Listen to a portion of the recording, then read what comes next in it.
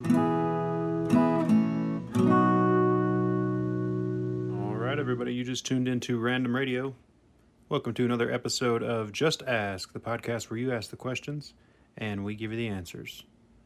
Once again, I am your host, Nicholas John Random, and we are live at the Stimulus Cafe and Coffee House in beautiful Durango, Colorado.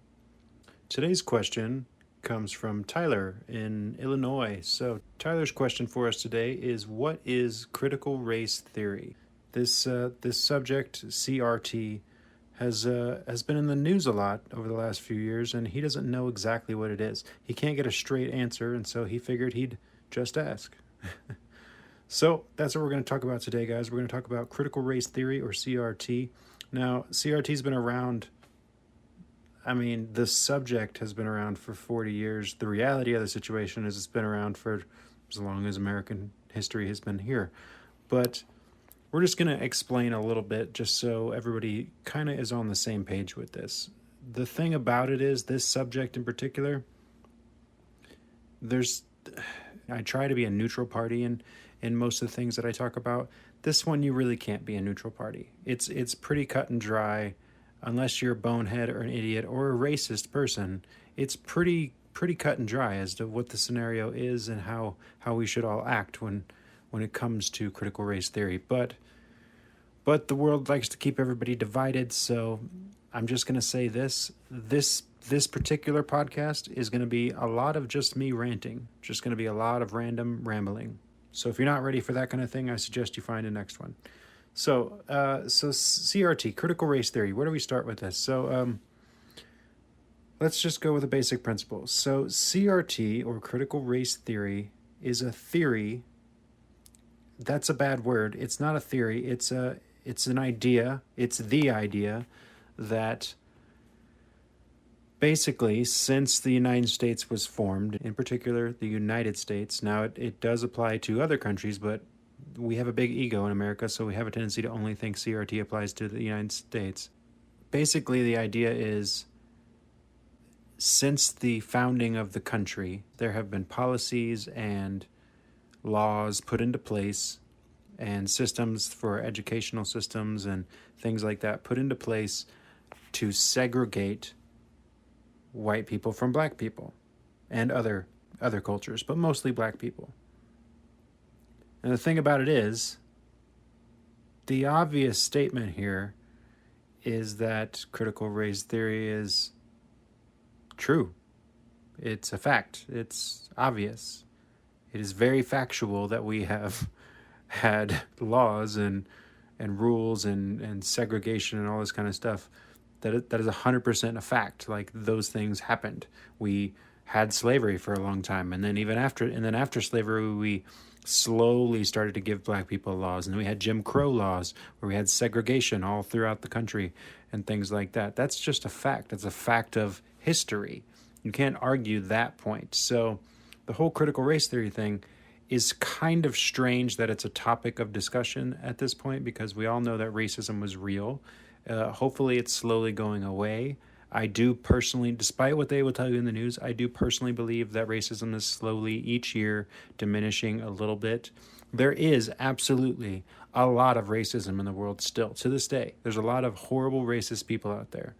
But I do believe through integration, the mixing of people slowly, that we are slowly, really slowly getting rid of it. We do have a lot of really horrible racist people out there, and sometimes when certain politicians, not naming any names here, but come on, we know who we're talking about, when certain yellow-haired politicians make stupid statements, it fires up those racists, and you get a few more than we normally have. But we are slowly making progress. I do believe that is true. But racism is real. It was definitely the whole thing is definitely a real part of our culture. I mean, I have Native American in my family, and we committed genocide. When we came to this country, we committed genocide against an entire race of people. There are, Native Americans in a few places. I live in the Four Corners, and there's Native Americans here. That's it. I mean, otherwise they were whitewashed. My great-grandmother was a full-blooded Native American, completely whitewashed. They renamed her Mary Maud. I mean, I'm not going to get into that story, but like, racism is a real thing. You know, we had slaves, then we had sharecroppers, then we slowly had free slave, then we slowly had free men, and then we had all these rules and segregations and Jim Crow laws and things like that. And it just slowly, I mean, then they were allowed to vote, and then it just slowly became a thing. But, you know, I mean, in the 30s, government officials actually drew lines around areas deemed to be poor financial risks. Generally, those lines were drawn based on racial areas. Like, these are where the black people live, these are the white people, these are the Mexicans, blah, blah, blah, blah, blah. The problem is later on, banks refused loans and mortgages and things like that to those areas, and they would only give loans and mortgages in places that were filled with the white people. I don't like talking about Mr. Trump, but Mr. Trump's father and himself, they built their whole fortune was built off of building these communities and only allowing white people into those communities, white people and Jews specifically. There's a great dollop. If you've ever heard the podcast called The Dollop, it's two comedians, one of them telling a story about American history and the other one having not knowing anything about this story. It's very educational and very, very funny. There's a great couple of Dollop episodes where they go over Trump Sr., not Trump himself, but his dad and his business practices and dealing with this kind of situation, gerrymandering and you know, creating these communities, suburbs. Essentially, that's what suburbs were invented for. They were invented for white people. You weren't ever supposed to have black couples and Mexican couples and Asian couples and things like that. We grew up in America doing this kind of stuff. It's a real scenario. So critical race theory is basically just drawing attention to the fact that those things exist, and we should probably slowly try and get rid of those kind of rules and things like that when it comes to banks and property lines and like where people should invest money and things like that. The reason it's been in the news for the last few years is because they keep talking about critical race theory involved in public school system. Now, this is where it gets really dumb and really, really complicated. So recently, Illinois and about 5-6 other states recently passed laws banning critical race theory in public schools. Now, the problem you have with this is, first off, nobody knows what critical race theory is, because critical race theory is just a long-winded way of saying racism.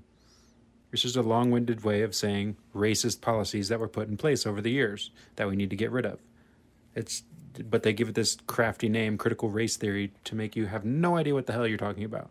So the problem is the law says that they're banning critical race theory in schools, and none of the teachers know what that means.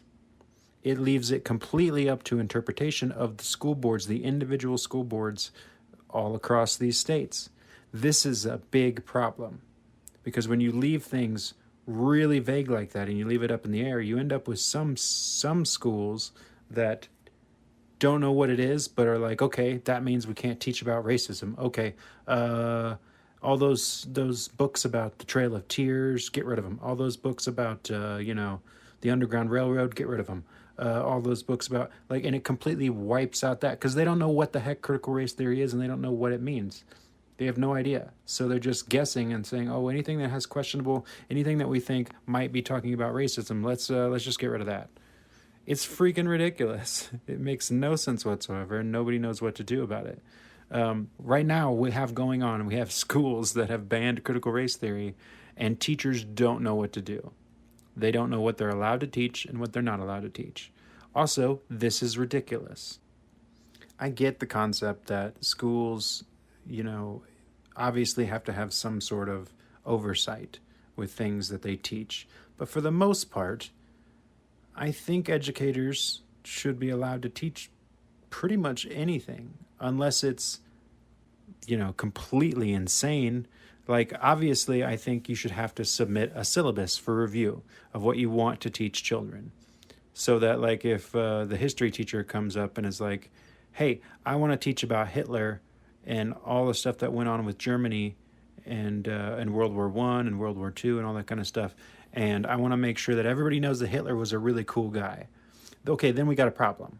Okay, now if history teacher wants to teach about Hitler and all the horrible things going on, that's fine, but that's what the oversight's for, to be like, yo, yo, yo, yo, yo, okay, teach it from a non-biased situation, explain what the heck was going on, but also, dude committed genocide. Well, we did the same thing. So we need to teach about American history. We need to teach about the genocide that we committed coming over here as colonizers to America with the Native Americans. And we need to teach about slavery and the horrible things that we did. We need to teach about the fact that we were one of the last nations to get rid of slavery. That's why America has a tendency to forget that it's not that we were so much more racist and we had so many more slaves than all the other countries. Everybody had slaves. A lot of countries still have slaves. Everybody had slaves a couple hundred years ago. That was a reality of the situation. You conquered a place, you took slaves, you got stuff done. Everybody had slaves. It was a part of the way the world worked back then. But we have educated ourselves and realized that that's a terrible, horrible thing. We have grown as a society over the last couple hundred years. The reason why America gets a lot of grief is because we had slaves a lot longer than other people. We were modernizing ourselves just like the rest of the world, but we kept slaves. We kept them for a little too long. And so it makes us look bad. And it should. Slavery's bad, guys. In case everybody didn't know that. But critical race theory, when it comes to the situation with the schools, it's pretty ridiculous. Again, there should be a little oversight just to make sure we don't have any wacky, crazy teachers, trying to teach nuts stuff, like crazy stuff, like Hitler was a good guy or something. Sure. But other than that, history is history. And it's okay for people to... I learned about all that horrible stuff when I was a kid growing up. All of it. Horrible, horrible stuff. Pictures of the Civil War and blood and guts all over the place. And all the terrible stuff in Germany and the 40s and... the horrible, horrible stuff you learned, but it's part of history. You learn it so you don't repeat it. That is just a basic fact of life. So these laws that they've created in Illinois and a couple of these other states, they don't make sense. They're based off of, this is just so you understand, you're going, wait a minute, why would they create laws that say you can't have those kind of books and those kind of stuff? That's the thing. They didn't create a law that says you can't have those kind of books and you can't teach about the Trail of Tears and stuff like that. They just said we ban critical race theory. And this is an example of one of those situations. I have a huge problem with the American government for one big reason. I mean, I have lots of problems, but one big thing drives me absolute nuts. It is easier to make a new law than it is to get rid of an old law. Not only is it easier to make a new law than get rid of an old law, which causes all sorts of problems, by the way, just so you understand this. We end up with 1 billion different laws covering the exact same topic, and then they're overlapping, and it becomes up to individual judges whenever something has become prosecutable to figure out what exactly the real law are. You end up with overlapping laws governing the same kind of thing. Like when California legalized marijuana, you had multiple different laws set up so that one said it was legal, one said it was not, one said it was for medical, one said it was completely federally illegal, and it's really freaking complicated. The cops don't know what to do. So the reason this happens all the time is because in America, we do this stupid thing where we pass laws like crazy and we never get rid of old laws. Did you know it's still illegal to take a bath full of oranges in California?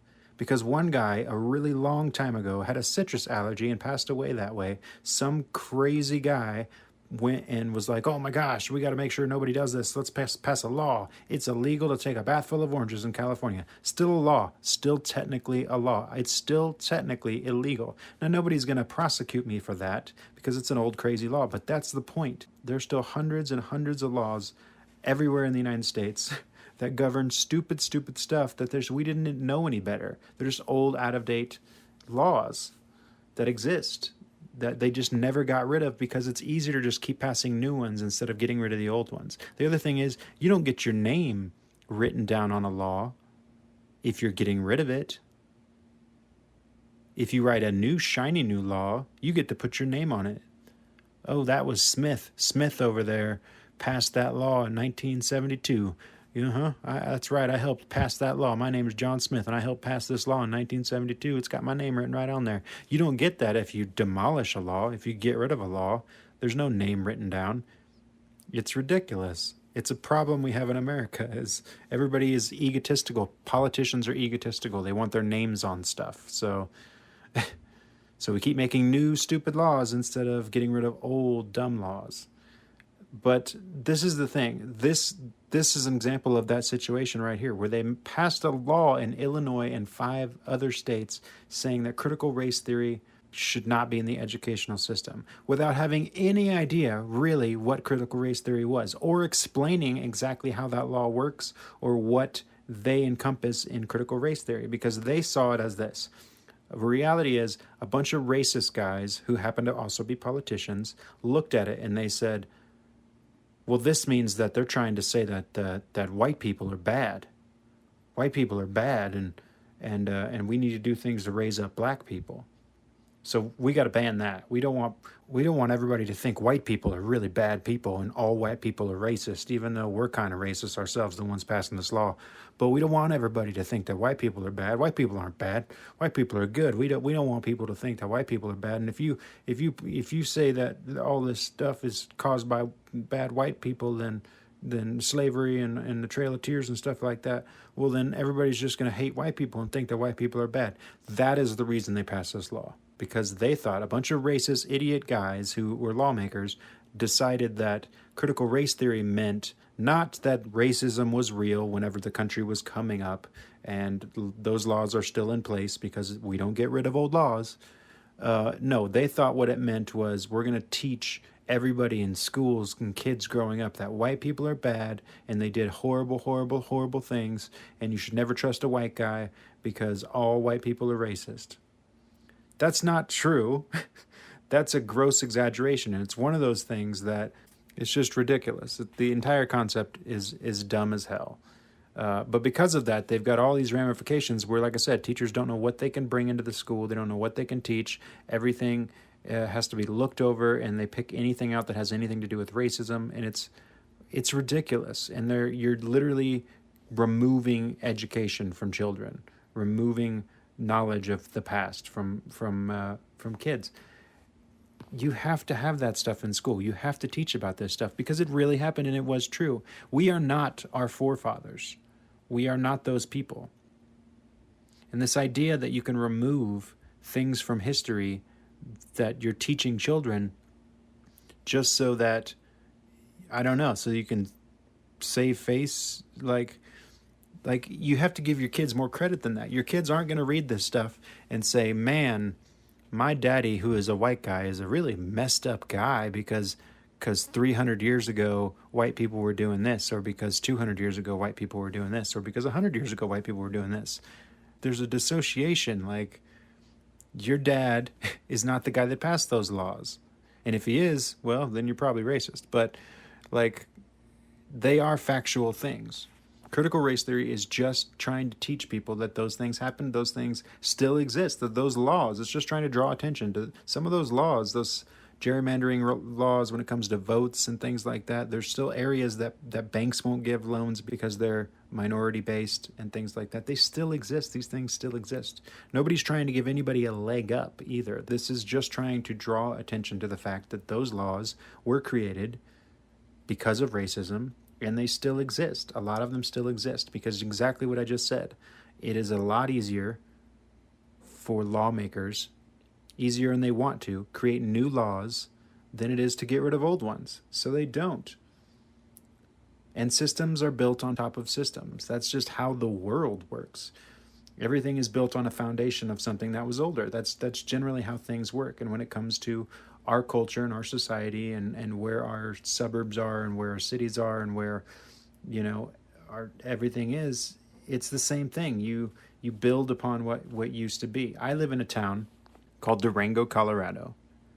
Now, there's a train that runs through Durango. It's a very popular attraction these days. But there's different sides of town. Nowadays, Durango is getting bigger and it's spreading out.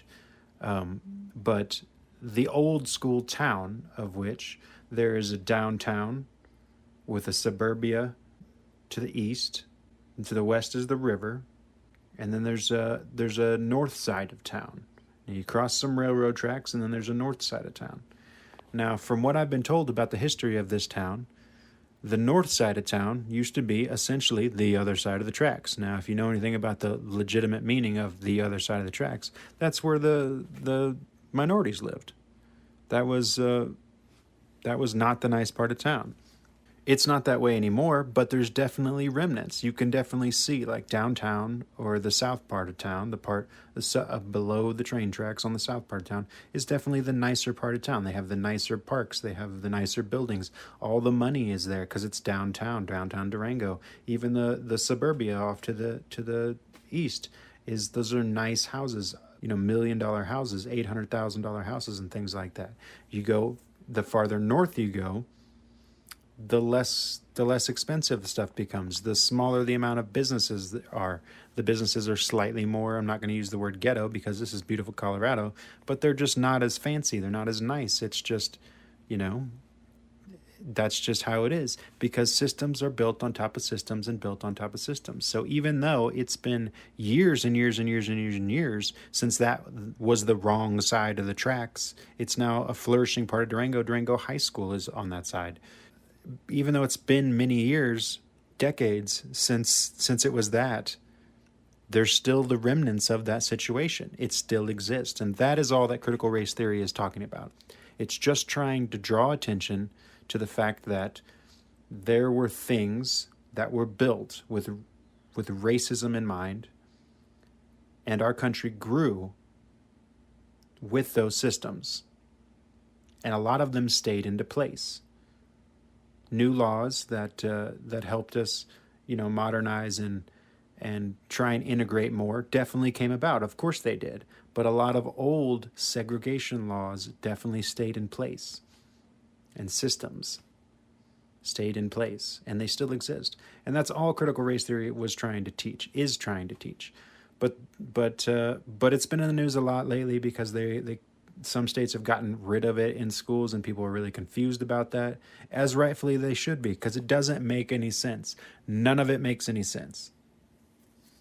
That's all I'm going to say with this topic. Honestly, it's just a weird topic. It's like arguing with somebody about racism. It really doesn't make any sense. I mean, I think everybody who's a good person knows what side to stand on this issue, and everybody who's a racist can stand wherever the hell they want to, because you suck. You suck. If you're a racist person, you suck. I'm just going to be honest with that situation. This one was really, really short because, again, it's pretty straightforward kind of topic here. But if you didn't know exactly what critical race theory was, I hope this kind of helps you out. It's basically just drawing attention to racist systems and laws that were in place, that are still in place, and us slowly trying to get rid of them. That's all critical race theory is. People use the term and arguments and stuff like that and get really, really confused, especially when places like school boards ban critical race theory. Then it gets really confusing because you're like, wait a minute, haven't we always taught about racism? Why is it getting banned? This doesn't make any sense. It doesn't make any sense. So I understand why it's a little confusing, but I hope this helped out a little bit. Once again, I've been your host, Nicholas John Random. If you like our podcast, this one is a little, but if you like our podcast, you can find us on any platform, not just YouTube. YouTube is here mainly just to, I know a lot of people like to listen to stuff on YouTube, so that's why we're on here. But, we're on Spotify, we're on Apple Podcasts, we're on Google Podcasts, we're on Stitcher, we're on everything. Anywhere you can find a podcast, I'm on there. So check us out. Keep listening to our stuff. If you like our stuff, click that like button down there at the bottom. Click that subscribe button down there at the bottom. If you want to support us a little bit, help us keep the lights on, head over to our Patreon account on Patreon/Random Radio. We also have a Facebook account you can check out. Again, Random Radio Podcast. We are live here at Stimulus Cafe and Coffee House, as always. Beautiful coffee shop here in Durango. And anybody's always welcome to come in, have a conversation. Sometimes I'm here. And I love to have conversations with people about all sorts of subjects in person. So come on by sometime, or just keep listening to this awesome podcast. We're always going to have new and exciting questions. If you have a question of your own and you want it answered, send me an email over at random@cafestimulus.com. And I would love to answer whatever it is you got. I like, if you're looking down the list of all the ones we do, I told you they're pretty random. I will literally do a question about anything as long as it's interesting and fun and somebody wants to know about it. This one was really short, but again, it's a topic that people don't really understand, so I figured I would just try and explain it real quick. That's going to be it for us today, guys, and I will catch you on the next episode of Just Ask.